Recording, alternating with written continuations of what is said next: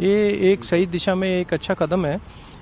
दीप सिद्धू किसी पार्टी या किसी के कहने पे ऐसा पीसफुल आंदोलन जो एक सत्याग्रह का रूप ले चुका था उसको ख़राब करने के लिए किसी के इशारे पे काम किया या खुद ही ऐसा काम किया जिससे इस आंदोलन को कुछ न कुछ नुकसान पहुँचे। पर ग्रेस ऑफ गॉड आंदोलन ठीक ठाक चल रहा है और बिल्कुल पीसफुल चल रहा है। पर एक दागी होने की कगार पे पहुंच गया था। आज वो पकड़ा गया, उससे पूछताछ होनी चाहिए। किस लोगों के कहने पे बड़ी इंडिपेंडेंट पूछताछ होनी चाहिए, क्योंकि शक पड़ता है भी वो जिसके कहने पे उन्होंने ये आंदोलन ख़राब करने की कोशिश भी की वो भी शायद पॉलिटिकल लोग ना निकलें पीछे से। पर अब मेन अक्यूज्ड पकड़ा गया है जिसके बहकावे में आके भोले भाले लोग जिनके ऊपर केसेस हुए हैं और तिहाड़ जेल में बंद हैं, दिल्ली पुलिस को चाहिए उनके साथ थोड़ा नरमी से पेश आए, क्योंकि उनका कसूर कोई इतना लगता नहीं है जितना इन लोगों का जिन्होंने बहका के पीसफुल प्रोटेस्ट कर रहे किसानों से थोड़ा बहुत ये गलत काम करवाया। तो अब सही दिशा में लॉ को अपना काम करना चाहिए और मैं उम्मीद करता हूँ जो सच है वो सामने आएगा।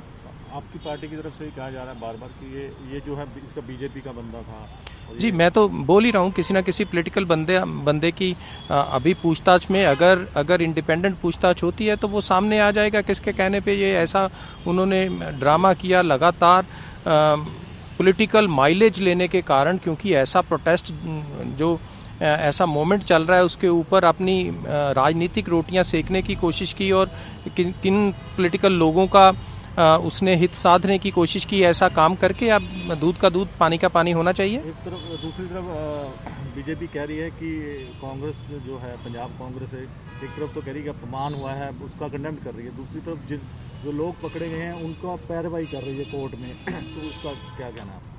नहीं, जो अभी भी ऐसे लोग हैं जो मिल नहीं पा रहे, जो उस 26 जनवरी से लापता हैं, ये फ़र्ज़ बनता है हम ढूंढें उन लोगों को कहाँ चले गए, पुलिस कस्टडी में है, ऑफिशियल या अनऑफिशियल उन्होंने रखे हुए हैं या कहीं उनके साथ कुछ ऐसा काम हो गया जो नहीं होना चाहिए। ये फ़र्ज़ बनता है लापता लोगों को ढूंढने का, ये सेंट्रल गवर्नमेंट का भी, ये स्टेट गवर्नमेंट का, दोनों का फ़र्ज़ है।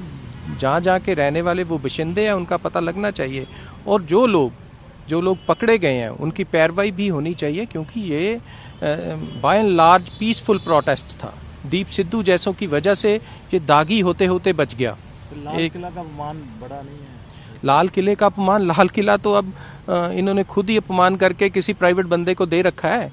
वो अपमान पर ना लाल किले का अपमान हुआ ना तिरंगे का अपमान हुआ। आज भी हमारे किसान लोग वो तिरंगे के नीचे ही बैठ के अपना ये आंदोलन चला रहे हैं। ये किसी को शक या शुबा होने की इसमें कोई ज़रूरत नहीं है, क्योंकि ये एक बीजेपी का एक ट्रेंड रहा है किसी न किसी तरीके से कोई भी अगर कोई विरोध में आवाज़ उठती है तो उसको एंटी आवाज़ है, उसको देखना पड़ेगा। एक तो कल प्राइम मिनिस्टर का भी बयान आया है लंबा चौड़ा, उससे किस तरह देखते हैं? वो कह रहे हैं कि ये तो किसानों के भले के लिए, उन्होंने बड़ा लंबा समझाया। हाँ, अगर भले के लिए उनको भला समझाएं, अगर वो भला नहीं समझा पाए अब तक, तो जो किसानों की आप अपनी रिजेंटमेंट जो रिजर्वेशंस हैं उनके मुताबिक करें, एक बार कानूनों को रिपील करें, बातें करें उनसे और जो उनके फ़ायदे में कानून हो उसको लेके आए। कौन रोकता है उनको? आप बगैर डिस्कशन करके एक कानून लाते हो, पहले कोरोना के टाइम में ऑर्डिनेंस इशू करते हो, बाद में उसको बिल में कन्वर्ट करते हो। ये आपके पास अगर बहुमत है तो इसका मतलब ये नहीं है आप लोगों के अगेंस्ट, उनके फ़ायदे के अगेंस्ट जो कानून पास करते जाओ। और वो बोल रहे हैं काले कानून है तो आप मजाक उड़ाते हो भी इसमें काला क्या है। अगर वो बोलते हैं डेथ वारंट है तो आप उनका मजाक उड़ाते हो, आप सुनने को तैयार नहीं हो। इतना अहंकार होना नहीं चाहिए सरकारों को। डेमोक्रेसी में लोगों की आवाज़ सबसे ऊपर होती है।